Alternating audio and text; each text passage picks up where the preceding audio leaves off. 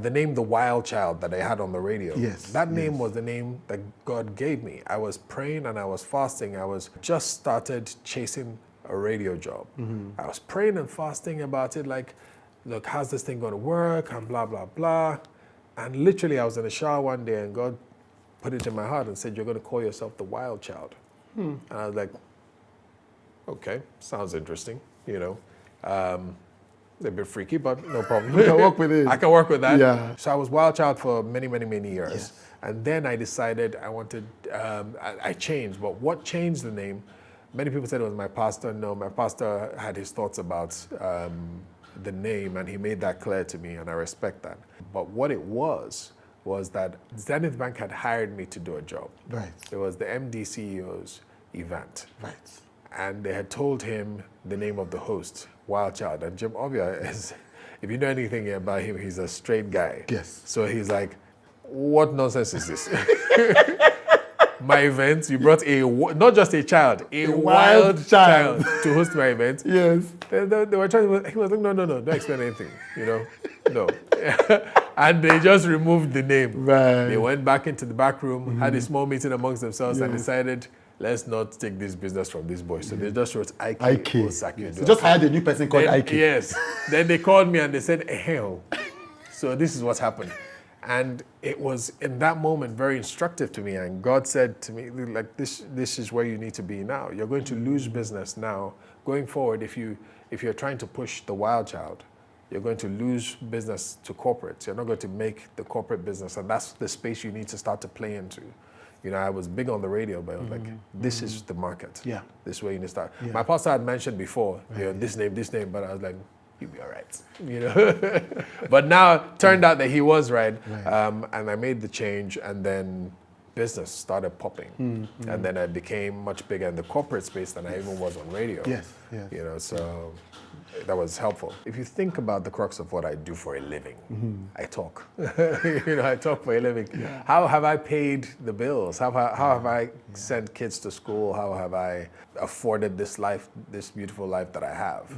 You know, and I'm grateful for all of it. I'm grateful for all of it. And I'm not trying to downplay what I do because I see the value of it.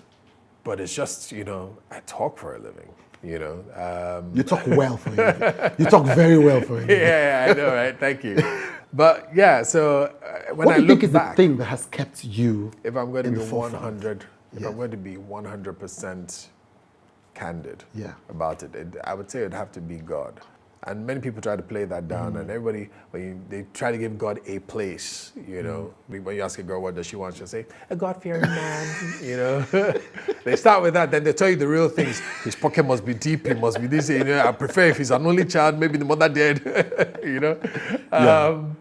But for me, I would say, I think it's God literally that has kept me in the limelight, or kept me working and earning, because I've allowed him influence in my career. How so? My choices, you know, the choices I've made about things I do and things I won't do. Money I will make and money I'm not going to kill myself over. How I choose to portray myself in the public space as a family-friendly brand. All of that comes from my relationship with God. You know, so that you'll find when you come closer to how we do business that we're never ever going to take money over principle, you know. So there are companies that we don't work for. So, for instance, we won't work for a tobacco brand. That makes a lot of sense. I've never seen you. Yeah, you won't really see us hosting alcohol brands or tobacco brands anywhere. You understand? So those choices are deliberate, and we've lost a lot of money to it in a sense. I mean, alcohol brands are the owners of look, that's where the money is. Of the stock exchange. You know, do you understand? They make the most money, and I'm not judging anybody who does. Yeah, of course. It's not a sin to work for alcohol brands. After all, Jesus turned water to wine. But it was a position I believe God wanted me to take early in my career. Right. In fact, the first big money I was ever going to make, first job that was ever going to pay me multiple millions, was an alcohol job. And I remember sitting there thinking, God, this thing we talked about that time, I'm not sure, like, this big money. Yeah. Do you have another person that's going to pay it to me? Yeah. And, you know, learning to just trust that that decision is okay. And why is it okay for me Or why is it not okay for me to do that, but he doesn't mind when another person's doing it? That doesn't matter. It's the road he's called you to walk. So just learning to do that. I've learned to see money come and money go and not hold on to it, not do things for money. Right. You know, and that is why I think my life has been on a straight path all this time. Because there are jobs that, you know, get offered to you and he's like, don't touch that one. And there's nothing wrong with the job per se, but God just doesn't want you to have that influence. And so he's like, but that's not for you, that's for somebody else. Yeah. You know, and eventually you find out maybe if you had taken that job, you wouldn't have gotten a bigger job, you know? So I would definitely say it's that relationship with God and allowing him influence in my career that's made the difference in everything that I do. I remember several firsts. I remember the first job that I did that paid me for a day's work, right? Not paid me a salary, but paid me for a day's work, like I emceed the job and they paid. I remember the first time someone counted 150,000 naira out to pay me for emceeing one event at the time. That was years ago. And then it was big money because that was what my classmates at the time were earning as starter salaries in the bank for a month, you know? So, and I emceed one event and the guy said to me as he handed me that check, he said, I've never been happier in my life to pay somebody 150,000 naira, which said to me, in other words, I undercharged you. I should have paid you. I should have charged you more, because you shouldn't be saying this to me with nobody goes to a shop and says, you mean it? I've never been happier to pay for this. It means the price is not appropriate. So I'm like, so I'm like, okay, let's move it up, and it kept moving, you know. And I remember the first million I made, or in fact, the first million was 2 million. And that was for hosting a salsa competition, I think it was. And I remember thinking, 2 million naira, oh boy. As in, I remember thinking, what, are these people jokers? They actually paid me this. You know, they paid me this money, you know, like for 2 days or 3 days of work. I was like, okay, you know. And life has, you know, over time shown me that anything is possible with drive, with focus, with dedication, with real passion, you know, and the spirit of excellence. You can do anything. You can do anything. Very few businesses in Nigeria make it past 5 years. Do you understand? Make it past eventually even 10 years. You guys were young when you started The Future Was, and you kept it going back to back. And I was just thinking to myself, my goodness, that was quite a thing, you know? To start, it was audacious, it was bold. You had Adebola Williams. Shout out to you, shout out to Emilia.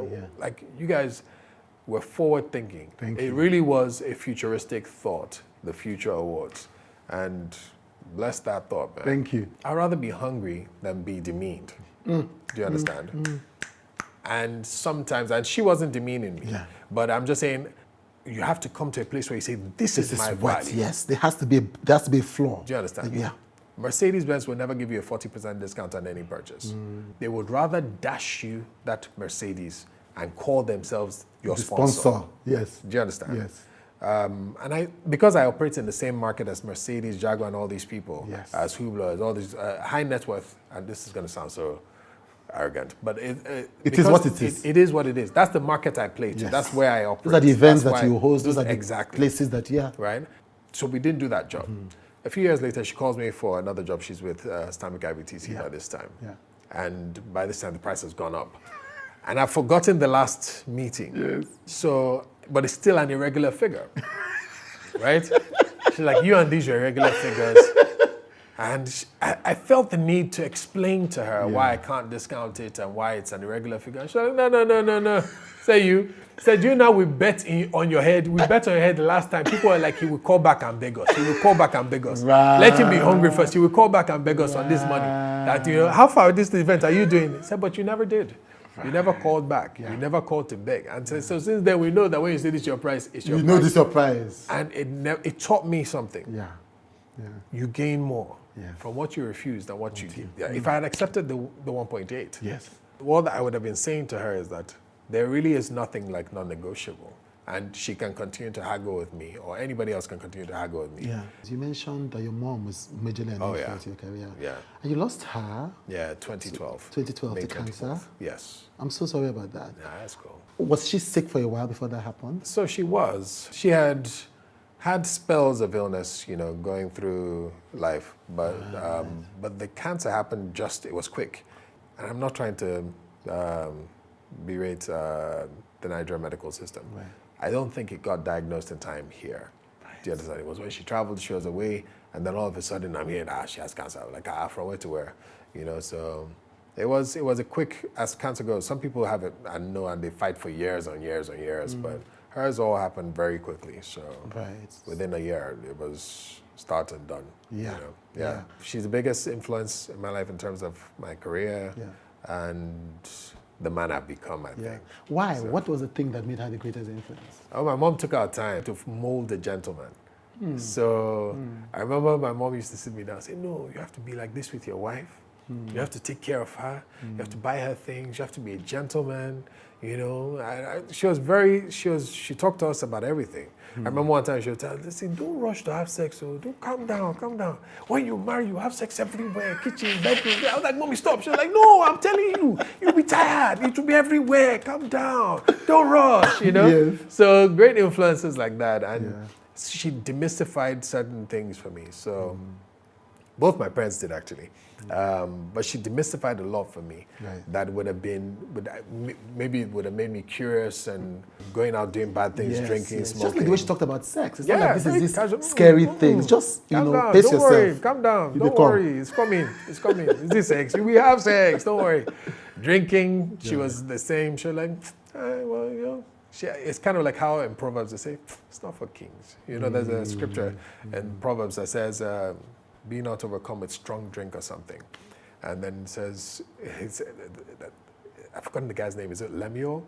He's speaking to his son and he's like, look, it's not, he said strong drink is not for kings. Essentially, yes. It's not for kings. Yeah. He's like, in other words, let the people who are not really driven or focused, let them get drunk and waste their lives on. So my mom handled alcohol the same way. She was like, you could drink, but I don't know. Said, who are the great drunks that you know? Who are the great guys? Yes. So those kind of things those kind of lessons stayed with me. Yeah. Learning how to treat a woman, I definitely learned from her. There was a period when I quit entertainment. My mom grabbed me and said, I was going back and I said, I'm going to go and do ICANN and go into the bank. My mom said, you're not doing any dirty ICANN. You see, this entertainment is going to work for you. And she grabbed my checkbook. I remember she grabbed my checkbook and said, you will write millions from this, right? She said, don't give up. It was after that she went out and brought me business cards. Do you understand that? And said, listen, you're going to do this entertainment. Yeah. It wasn't maybe 3-4 months after that I made that 2 million that I told you about, my first big money. Yes. So that was something my mom did for me. Let's put our cards on the table. Okay. Yourself, Ebuka, Frank Edoho. Who is the best? Let me say this. Frank was one of my major influences in coming up in the MC industry. Frank, let me tell you something most people would never know. When I came into MCing, there were a bunch of people MCing, but Frank was the man, top dog, hands down, gold standard, best MC in Nigeria at the time. And I'm sorry to every other MC. We love you guys. I'm not taking anything away from your greatness. Yes. Let's just give the man his flowers. Frank Edoho was hands down the best thing. And I remember, and he wasn't just the best thing, he was a big mind, a big thinker. And I remember I was charging then, I think it was maybe 400K to MC an event. Right. And Frank called me one day. He's like, hey, okay. He had met me like some days before and got my number. And they called me, hey, come. So I heard that you're charging 400, be 450. So it's like, what are you doing? So what are you doing? You need to change that. He said, because he was at the time, I think 1.5 million naira. He said, if you don't know, let me educate you. He said, you are the only person who is anywhere near as good as me, right? And that wasn't being cocky. I know that. Honest, we know. Right? He said to me, so you are the next best person after me, right? So you can't be 450. He said, if I'm at 1.5, he said, IQ, you need to be all the way up to about 850 minimum. Yeah. It only makes sense. Yeah. right? Yeah. Said, otherwise, you are missing all that extra money. Space. Right? And then he says, I will also lose jobs to you. Said, so if I'm going to lose jobs to you, I can't be losing jobs to 450. I need to lose jobs to something about 850. I love that. I took it as an instruction and I immediately changed my price to 850. A lot of things happened. I lost some old customers, but I gained so many new ones. Of course. And I moved up in the market. Of course. Thanks to his advice. One of the few people who's given me good advice was Frank. Yeah. You know, so he's really helped me shape and package this MCing thing to what it is today. So far be it from me to be dragging. Any side of sit with Frankedo. I'm not dragging anything with Frank. I want to make a personal request to you. Many of you watch, like, comment, but you don't subscribe. Now, subscription matters as you subscribe and as you engage. So I am making a personal request. Don't just watch and leave. Please click the subscribe button. It matters to me.